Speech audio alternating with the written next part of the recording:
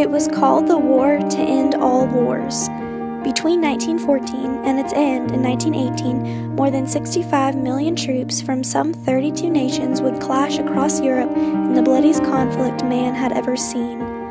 Tremendous armies stalemated each other along long, miserable trenches and scrambled each day to take and retake small sections of terrain.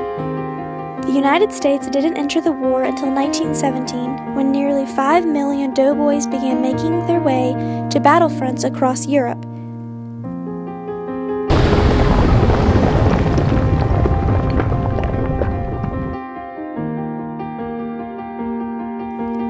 One of those Americans was Freddie Stowers, a young sharecropper from Sandy Springs, South Carolina, who left behind a wife and a little girl to fight for his country.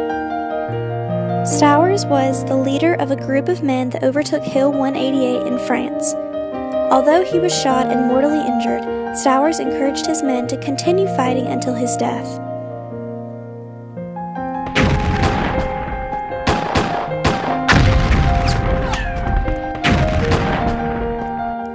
Stowers and his men were fighting in the trenches until the enemy appeared to have surrendered.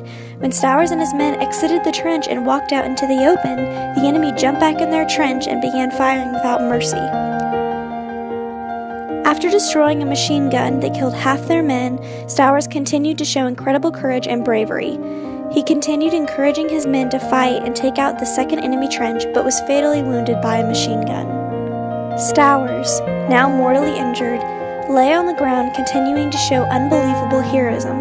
While he was close to death, he still continued to encourage his men to keep fighting until he died. Stowers' men conquered Hill 188, which would not have been possible without the heroism of their leader. World War I ended November 11, 1918, when Germany accepted the armistice terms demanded by the Allies. On June 28, 1918, the Treaty of Versailles was signed at the Palace of Versailles in France. Stowers died 6 weeks before.